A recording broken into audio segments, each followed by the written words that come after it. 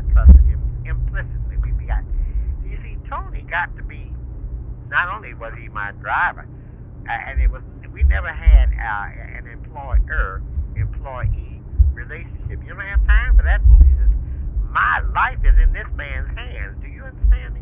So you got to be friendly with one another. I taught him English because he couldn't talk. He was one of those Lower East Side Italians who had jaws like a bulldog anyway.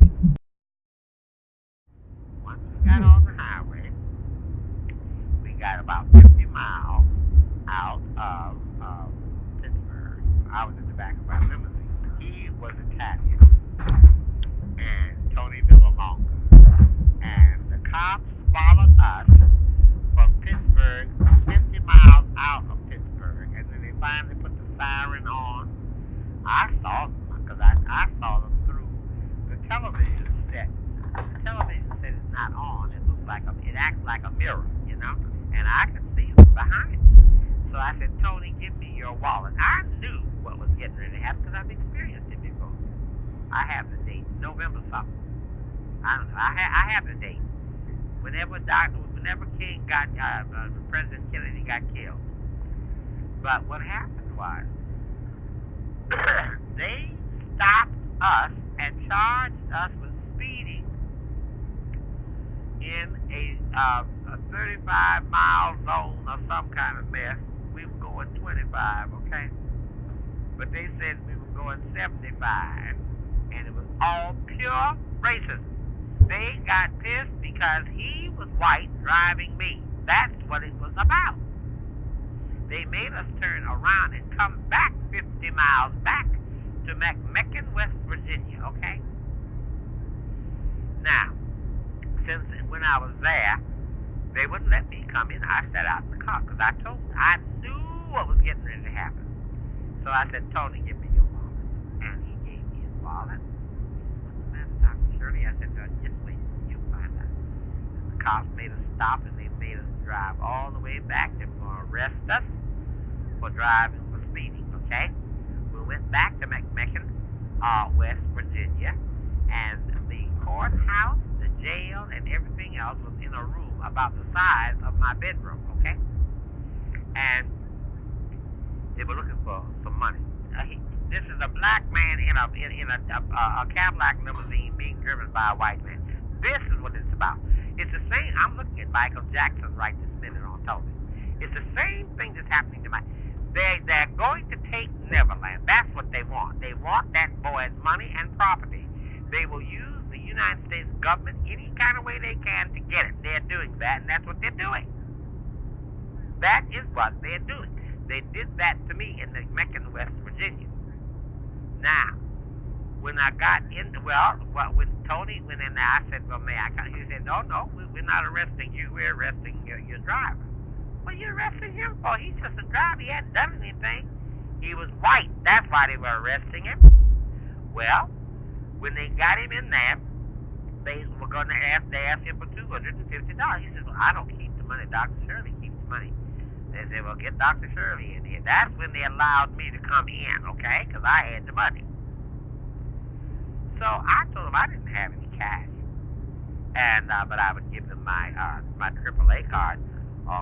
What state is it drawn? I said, New York State. No, we can't take it out of state. I said, okay.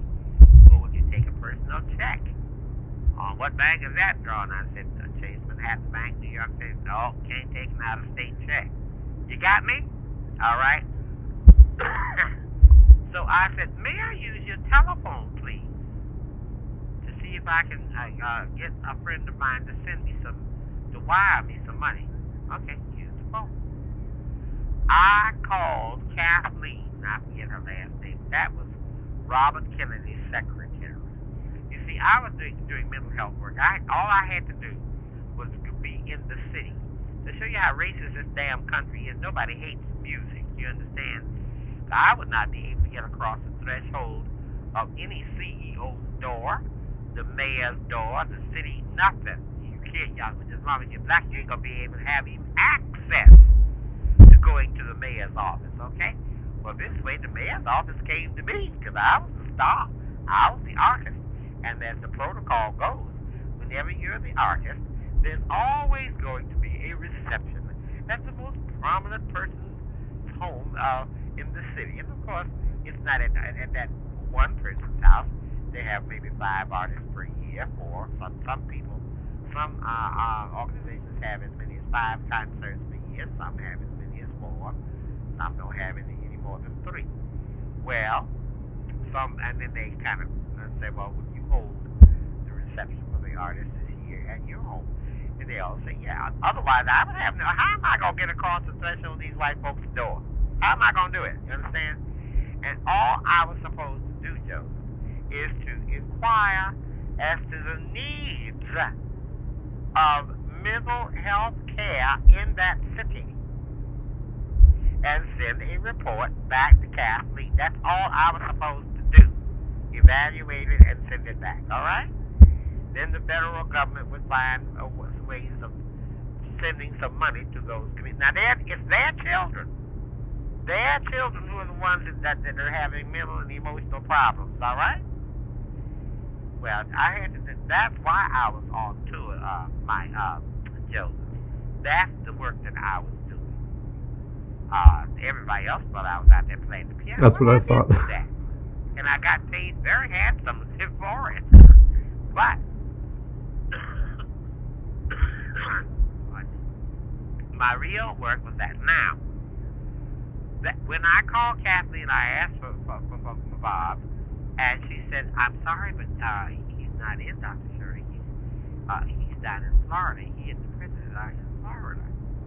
I said, okay, well, as soon as you reach him, will you please ask him to call this number? She said, all right, what is the number? And I gave her the number. She contacted Robert Kennedy in Florida. This is the day before the 2 of them left Florida to go to Texas. You got me? Now, Robert Kennedy called the number. The damn red-faced, ugly son of a bitch of a chief of police answered the phone. He even, as dumb as he is, he even recognized Robert Kennedy's voice, as you recall. It was rather distinct with his Boston accent, you know. And when he told them who he was, they couldn't refuse. They wanted to know. He was saying, what seems to be the trouble with Dr. Shirley and his chauffeur? He said, well, the chauffeur was reported speeding in a zone of he was going 75 miles and 35. And so he said, well, wouldn't his AAA card take care of that? Well, he offered that.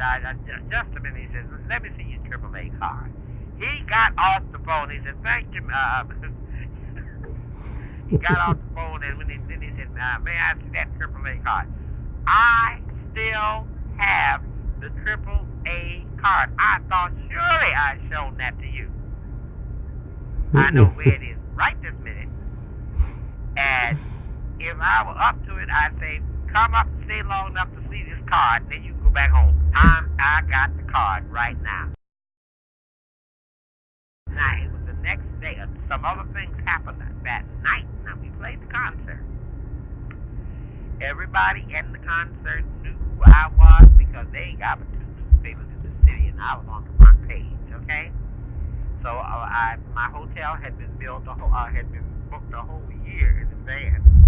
So my fellows and I stayed in the same hotel. Now, we have a thing that we always did since I traveled in my car by myself, and they travel in a leased, station wagon because they have large instruments, and they travel and take turns driving to where we had to go. That way I could pay them more money if I didn't have to get another chauffeur for their car, you know what I mean?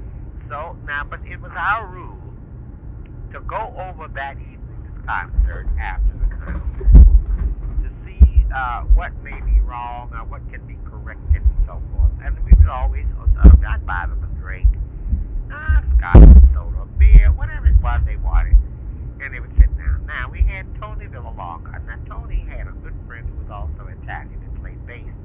His name is James Candido. He's with the New York Philharmonic Orchestra right this minute as we talk. Well, they called each other Paisan. And the other boy was also non-black. What the hell was it? It was Yuri Todd. Yuri Todd is from Estonia. Now, they were sitting in a booth in the hotel bar, that, in a part of the hotel where they were living. We were all booked in there. And when I came, I had to go upstairs, of course, and shower and put on some clean drawers, because my drawers were wet from playing. I perspire. So that's just a rule that we had in the group, that we'd all meet for a drink after the concert before you go anywhere else, because when we get through playing, ain't no movie houses open no how. So I'm down there, and I tried to come in. And I was told, I'm sorry, but you can't come in. This is a private party. I said, that is not true. Those three gentlemen you see sitting in that booth are employees of mine. Well, what did I say that for? Now, another man came in who was the sheriff from the city, wearing his 10-gallon hat. And by the way, he had been at the concert. Look, they ain't got but about 20 people in the city, okay? Everybody in that city came out. This was Don Shirley coming to that city. Anybody come. Joseph Astor coming to that city. That's a big event. That's like the president coming to Fifth Avenue, okay? So, he was there at the concert. And when I walked into the bar, everybody broke out into applause, because everybody in the bar had been at the concert. The concert was like 2 blocks away from the hotel. The whole place is so small it ain't funny, okay? Now, the man with the 10-gallon hat, sheriff, went over and spoke with the woman. Said, I think you're just making yourself, you might be making more of a problem for yourself than you know. Why don't you just serve the man a drink and leave him alone? So then she served me 1 glass of Chivas Regal and soda, okay? So I sat down in the booth with my fellas, and then that was last call. She closed the goddamn place down. Did you hear what I said? Her explanation was, well, if I serve him, I'll have to serve the other colored in the city. You understand? Now, as we were leaving, I went back upstairs to my room. I just happened to look out the window. I saw all kinds of flashlights out in the bushes. Oh, no, what is this now? Well, I told Tony, go pack. We're leaving tonight. We're getting out of here tonight. I didn't tell the other fellows, because they were going to be driving their own car. So they stayed and slept overnight over the hotel. Tony and I got out of there. Since I have to pay the bill, I said, Tony, you go up and get my bag, and a bag, rather, and I'll meet you in the lobby and bring the car around the front. I just go ahead, okay.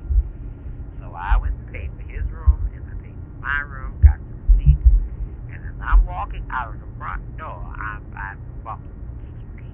smack dab in this about 5 or 6 thugs with rifles on their shoulders. Did you hear what I said? They didn't think that I was the person they were looking for. And I walked on right past them, got into my car, drove off. And they ain't never know that I was the one they were coming to look for, okay? We drove all night long and ended up in Pittsburgh the next day. I knew that my next concert was going to be London, Ontario, which meant we had 4 days to get there, right? So I told Tony, I had every credit card that God ever printed, right, with gasoline and, anything for a garage to keep the car in good shape. Tony was in charge of all of that. He had a strong box with petty cash and stuff like that. I didn't have to worry about him giving him any cash, because there was petty cash in there for tolls. Let's put it this way, there was over $25 for tolls. They ain't going to have more than $25 for tolls. Anyway, maybe it might have been $50. I don't know. But anyway, he had enough to take care of himself, and he enjoyed the idea of having 4 days off in time. I just told him, as long as you're up in London, Ontario, when the time comes, I don't care what you do. And I don't. Just take care of the car. And I trusted him implicitly. We got. You see, Tony got to be. Not only was he my driver, and it was we never had an employer-employee relationship. You don't have time for that foolishness. My life is in this man's hands. Do you understand me? So you got to be friendly with one another. You know, I taught him English because he couldn't talk. He was one of those Lower East Side Italians who had jaws like a bulldog. Anyway, over the television set, a set that was blaring out there in the lobby of the airport. There was a bar right in the middle of the lobby. People were crowded around the bar looking at television, and he heard the expression, "the president's body." He said, "Dr. Shirley, did you hear that?" I said, "No, what?" He said, "Somebody said on television, the president's body." So we turned around and walked about 10 steps to better see, and there was President Kennedy being taken out of the ambulance, being put on a stretcher, going into the emergency room, okay? At that minute, he was not pronounced dead, but before that program was over, he had been pronounced dead, all right? All this happened within 2 days, all right? Are you keeping up? And we were going to be playing in Wheeling, West Virginia. You understand? Mm-hmm. Don't ask me how many miles that is away. I know it's more than 50 because we'd gone more than half the way. We'd gotten half the way where we were going and had to turn around and come back because of this. These two cops decided they're going to make a shakedown and get some money from this that was sitting in this limousine. That's what it comes down to, Joseph. Don't be shocked. I keep trying to tell you, this goes on daily, every day.